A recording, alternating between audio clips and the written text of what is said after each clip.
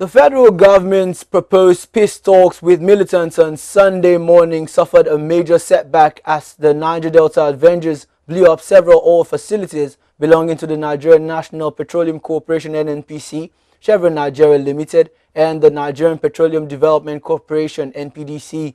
The incident happened between 11:30 p.m. and 1:15 a.m. on Saturday and Sunday respectively, leaving major oil facilities devastated. Affected in the renewed hostility included two major oil wells that had 7 and 8 situated near Abiteye Flow Station in Warri Southwest Council area of Delta State.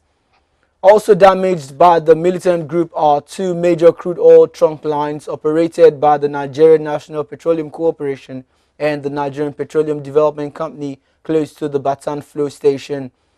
The Delta State Police Public Relations Officer SP Celestina Kalu and the Batan Community Chairman Ogugu Dixon both confirmed the attacks on Sunday. While calling on the militants to stop attacks on the oil facilities, Dixon noted that his people, whose main business was fishing, were now starving as the entire creeks in the area had been flooded with crude oil. Meanwhile, the umbrella body for Ijaw Youth, the Ijaw Youth Council, and the Robo Monitoring and Development Group have condemned the attacks. In a statement signed by its spokesman Eric Omari, the IYC took a swipe at the federal government, saying it had failed to take any physical steps towards ending the hostilities by militants. And now we'll go over to some business stories. Manufacturers who had outstanding dollar requests and letters of credit applied for at 197 naira to $1 before the new foreign exchange policy came into existence lost approximately 348.6 billion naira by Monday, June 20th, 2016, the day the policy commenced, findings by our correspondents have revealed. The outstanding LCs and dollar requests totaled $4.02 billion, and they were filed when the naira exchange rate was 197 naira to $1. The requests were honored on the day the new policy commenced, but at the new exchange rate of 280 naira to $1.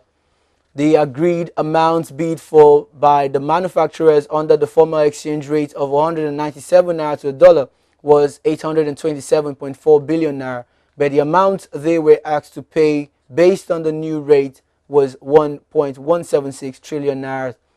The manufacturers were required to come up with the difference of 348.6 billion naira. Some of the manufacturers who spoke to reporters on Sunday said they were not happy about the development, adding that they did not incur the losses in the course of doing business, but that they arose as a result of a government policy.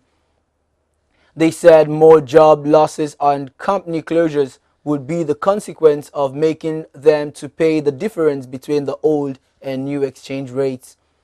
The governor reportedly informed the manufacturers that the Apex Bank had decided to honor the backlog of dollar requests, adding, however, that the backlog would have to be paid at the new exchange rate of 280 naira to $1 instead of 197 naira. The Director General, Lagos Chamber of Commerce and Industry, Mr. Muda Yusuf, agreed with the manufacturers that the CBN should come up with palliative measures to cushion the losses from the new forex policy. We'll now go on a short break, and when we return, we'll take stories away from Nigeria. Stay with us.